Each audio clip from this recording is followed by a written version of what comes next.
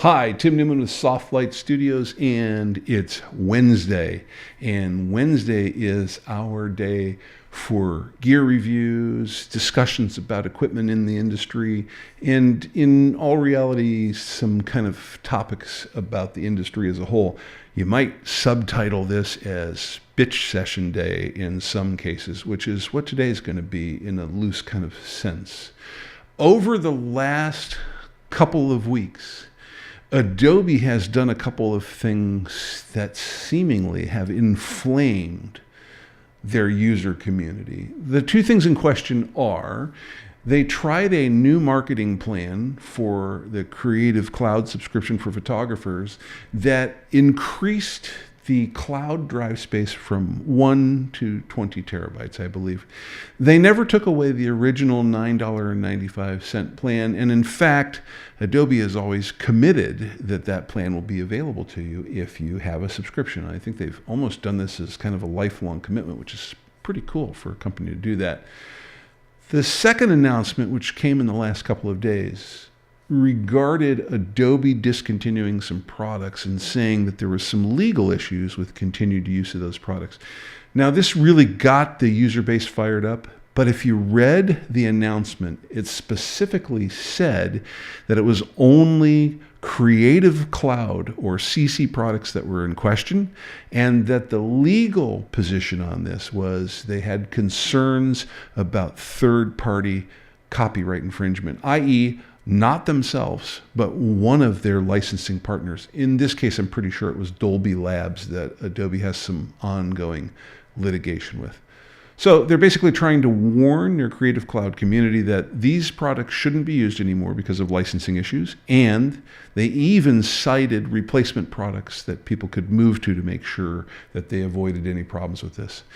The Twitter sphere, Facebook land, etc., all went nuts. Adobe's taking away products that we've paid for. It's not fair that we pay for products and that Adobe just takes them away. It's illegal. Read the licensing agreement. That can't be done. We're going to sue them. I believe at one point, one person even said they were going to get the entire cast of Game of Thrones to attack Adobe's headquarters. I'm not sure if that's practical, but I think you get the gist. People went nuts about it. And if you went back and read the press release, the comments didn't match up with the reality of what's going on there at all. I think people failed to read. They just took the surface level information with it, or the other comments they were seeing on Facebook, and jumped into the fray. And a lot of people are saying, well, we should use products other than Adobe. This product's cheaper. This product works better. Or I can get this product for free.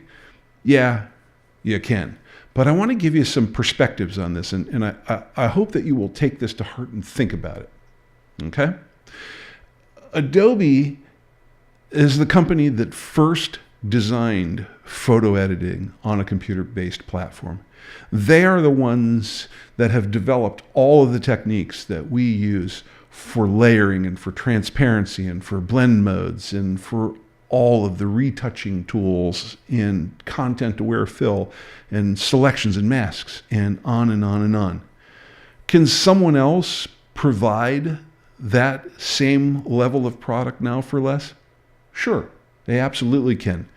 We have real life examples for that every day. It's called Coca-Cola and Diet Right Cola. Diet Right Cola is a lot cheaper. Doesn't taste as good in my opinion, but it wasn't all that difficult for them to take a successful product, rip off the intellectual property that's in that product, and come out with a brand that competes with it. And in all reality, that's what's happening here. Adobe has put in the work to make these products, and they've made them what they are today. And there are other companies that are basically taking those skill sets that are in that product, reverse engineering them, and now offering them as well. Can we stop that? No. That's how competition works. And as long as they're not wholesale copying code out of the Photoshop application, then they're completely within their rights to do that. But I want to offer a couple of other perspectives along with that.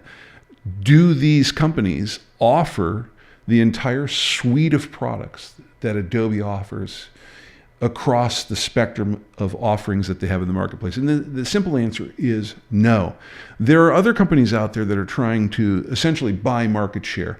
And I don't want anybody to take this the wrong way, because I really like Blackmagic products. I think they do a really great job. But Blackmagic is doing this with the DaVinci Resolve product. They've gone out and they've acquired a video editing suite, and they're essentially giving it away for free. This does not mean that Blackmagic Design loves its user community and they want to give you something for free. What it means is they're trying to buy market share by giving that product away for free. If you get hooked on the DaVinci Resolve product and you decide that you love Fusion Studio and you like the Fairlight audio console that's all wrapped into that, you're probably a pretty good candidate for buying their editing keyboard and their color grading workstation, etc. It is a hook that they are setting in you, the fish, reeling you in, saying, we'd like you to buy some hardware for that. Anything wrong with that? Nah, not at all. I think that's fine. But I don't think we should be bashing Adobe in that process. I think it's unfair. The other thing that I heard in this is Adobe's charging way too much for this. They're totally ripping us off with this Creative Cloud licensing approach. Well, let's think about that for a second.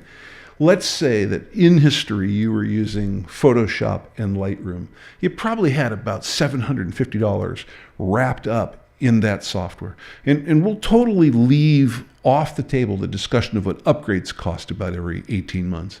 But if we just looked at that $750 and then we divided that out by the $9.95 that the Creative Cloud for Photographer subscription costs, you can use that product for 6 years at that cost before you come close to what it would have cost you to originally buy the software. And if we take this and go even further to Adobe's Master Suite at $3,000, if you think about that as a $49.95 a month expenditure, you got about 5 years of use before you come anywhere close to what that software would have cost you in the previous licensing model.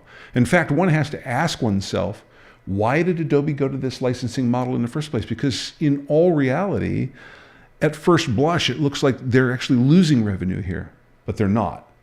The reason that they're doing this is really kind of threefold. One is, in statistical research, Adobe determined that about 1 in 7 copies of Photoshop were actually legitimately licensed copies that the user had paid for. That's right. 6 out of those 7 copies of Photoshops are copies of Photoshop that users had cracked the encryption code, cracked the protection code, and then installed it without paying for it. Imagine if you were a photographer and you were creating photographs and people were simply downloading them off of the web and not paying you for them. Oh, wait. You're already concerned about that. That's something I hear on a regular basis. You guys get really upset when you hear about copyright infringement, but for some reason, you're not concerned when Adobe doesn't get paid for their efforts in the product.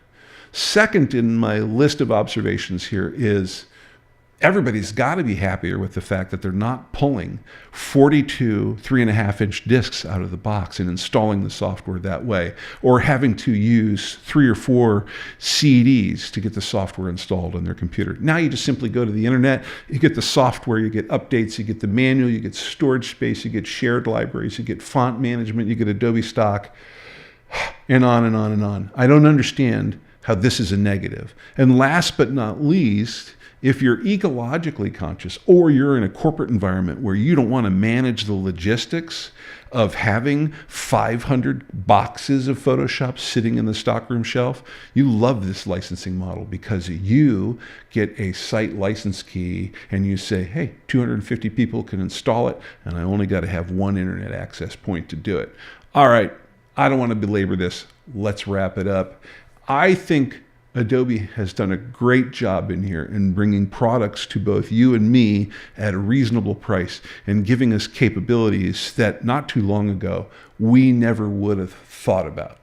As working photographers, we want to be valued for our time, our energy, our equipment investment, and all of the other things that go behind making us a legitimate business out there in the marketplace.